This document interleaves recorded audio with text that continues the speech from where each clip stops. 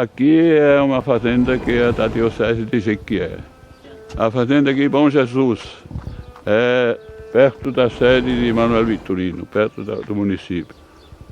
Que no momento eu não mando mais nada, né? Mas eles estão me dando assim a facilidade de ainda não deixar morrer o que aqui comecei. Então, quer que posso ainda cuidar um pouco, de cuidar dessa pequena floresta de ninho que tem por ali por trás, e tem também mais para cima, mas aqui está do outro lado, mais perto da estrada, e que realmente acho que é uma coisa difícil de se encontrar algo parecido nessas áreas do sertão baiano, né? Pode ser que tenha outros, né? Pode ser que tenha também alguma entidade governamental de pesquisa que esteja fazendo talvez mais do que eu, evidentemente, né? Então, tomara que seja, né? Bom, você já ouviu falar de uma planta chamada nim? A origem é indiana, mas foram as diversas formas de utilização que espalharam a cultura do nim pelo mundo. A madeira é considerada nobre. As folhas e sementes são utilizadas na indústria cosmética e farmacêutica. A árvore é de fácil cultivo, se adapta bem aos climas mais severos, como o semiárido, e é excelente para reflorestamento. Na região sudoeste da Bahia, o nim se desenvolve principalmente na zona rural de Guanambi. Eu sou um padre, nascido na Suíça. Desde 64 estou aqui no Brasil. Primeiro em Ilhéus, depois como primeiro bispo de Jequié desde 79. Agora estou, como se diz, como bispo emérito, quer dizer, aposentado, mas não parado. Eu tenho assim uma curiosidade universal e ali comecei muitas coisas, me interessei por plantações, por engenharia, a indústria dos agrotóxicos. É um assunto um tanto delicado, sem meias palavras. É muito mais fácil de produzir, por exemplo, um pó de nim, que seria triturar as folhas de nim, primeiro deixar secar, né? Depois triturar, e aí tem um efeito igual, deixa eu ver aqui, se vou falar isso é melhor não, né? A um dos agrotóxicos mais vendidos no Brasil e quem sabe no mundo, que é um tal de D-Fly, que também é um pó, se mistura com sal e bota para o gado lamber e bota no coxo do sal, né? E resultado, fica o ingrediente ativo fica na bosta do gado, onde as moscas de fruto põem seus ovos e crescem lá as larvas dessas moscas. Em toda a fazenda, a saúde do rebanho é ameaçada pela danosa ação da mosca do chifre.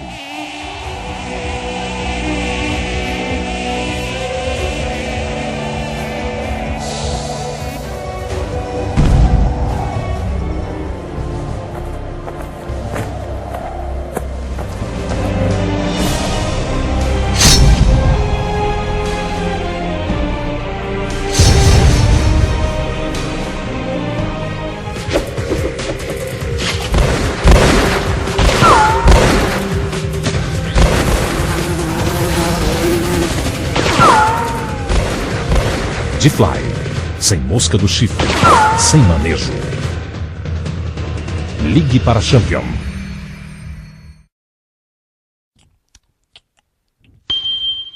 É um agrotóxico muito vendido e é apresentado exatamente com a mesma receita que eu tenho para usar o pó de nim. Folha de nim secas, trituradas, então misturar com sal, colocar no coxo e aí o efeito é o mesmo desse D-Fly. Pelo que eu sei da propaganda do D-Fly, né? Com a chegada da seca, o amigo pecuarista e seu gado têm grandes desafios pela frente. O pasto com baixa qualidade nutricional o alto índice de verminose, a redução na taxa de aproveitamento de natalidade. O que o pecuarista não pode esquecer é que esse período é fundamental no controle da mosca do chifre. Entenda por quê.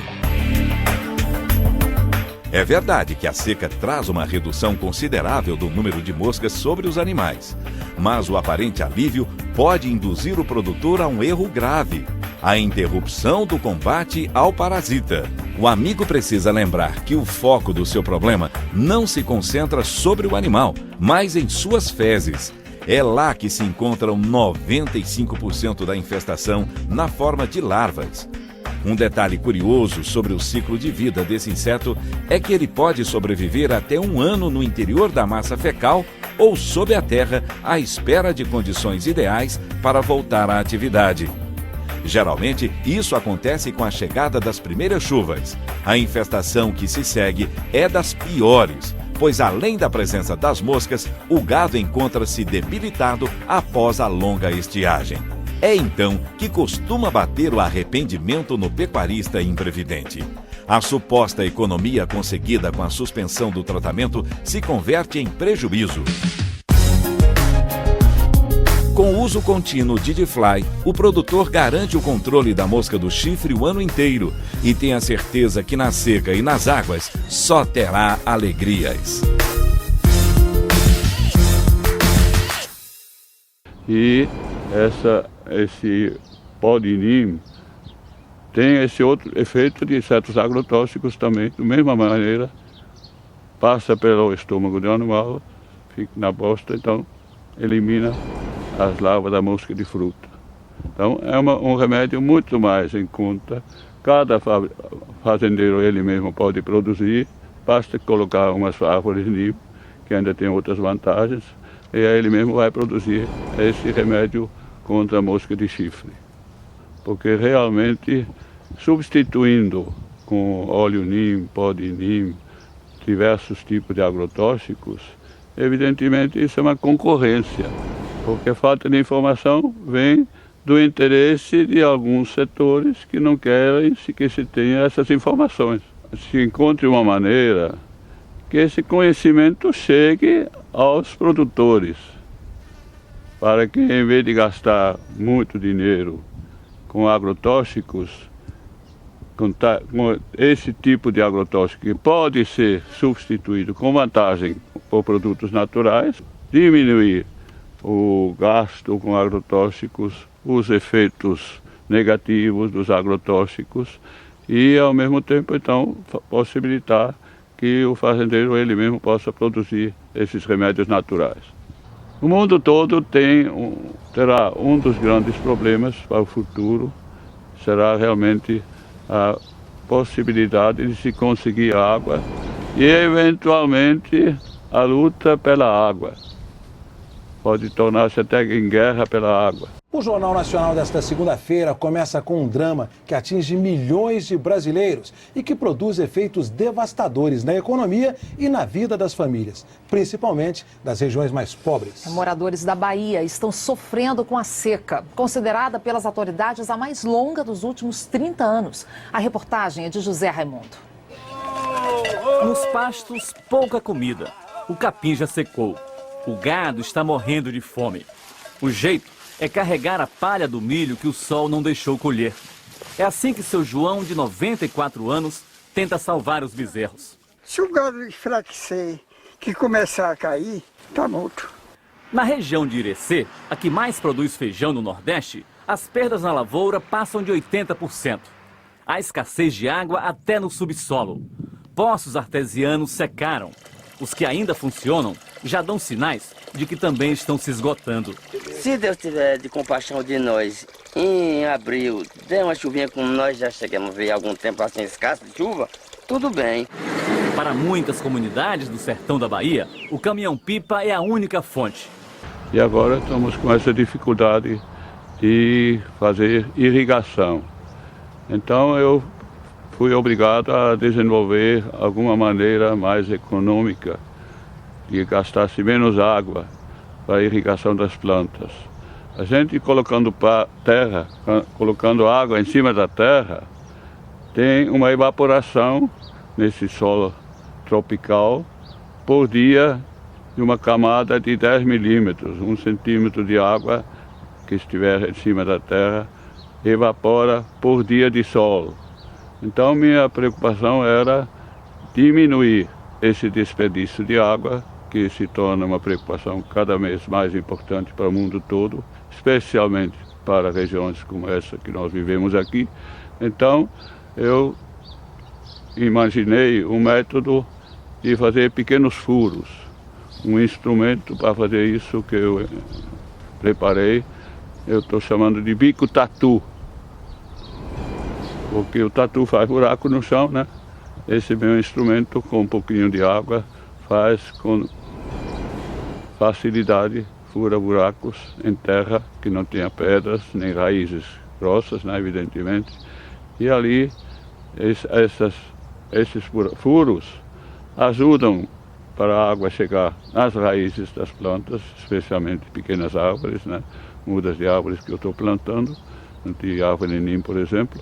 E então a água primeiro penetra para onde deve ir, para as raízes da planta, das árvores pequenas, e ao mesmo tempo não evapora mais, não continua evaporando no ar, né? Como se estivesse na flor da terra. Então chega na raiz e fica lá, demora lá para irrigar mesmo, para valer. Então não precisa de irrigações tão frequentes como precisa a irrigação superficial, por aspersão ou qualquer outro método, né? Então essa é a vantagem desse método de irrigação. O bico tatu é para facilitar a penetração de água de chuva também e de irrigação no solo. Questão de chuva, fazer uma pequena valeta em torno da planta, do tronco da planta, e nessa valeta então fazer uns 2 furos, né? Um de um lado, um do outro, e a própria água de chuva então, em vez de se ficar apenas na superfície, penetrar poucos centímetros dentro do solo, ela vai chegar até a raiz e não vai mais desaparecer a maior parte nas nuvens. Mas na realidade, aos poucos a coisa vai se tornar mais conhecido. Então eu acho que é importante que esse método se torne conhecido, porque vai ajudar muito a cuidar de plantar nesse terreno difícil do sertão baiano. Eu tenho a impressão que a preocupação de ecologia, preocupação com o futuro da natureza, anda um pouco assim da boca para fora. Que eu empenhar-se mesmo para preparar um futuro bom para todos, para não estragar os recursos naturais, para usar com parcimônia, usar só o que for necessário, evitar desperdícios, isso tem que se tornar uma preocupação da humanidade de hoje. Mas, para muitos, vale aquela mentalidade que tem uma palavra em francês, que diz assim, après moi le déluge. Depois de mim pode vir o dilúvio, eu me interesso pelo meu tempo, né? É um pouco a mentalidade dominante no mundo. Quando eu quero justamente trabalhar para que todo mundo entenda que preocupação com o futuro tem que ser de nós todos. Não só com o futuro lá no céu de cada um, mas com o futuro da terra aqui de todos. Diz um ditado, não sei de onde, palavras podem até impressionar, mas o que pode convencer é o exemplo, mostrar como se faz, né? Assim outros se animam.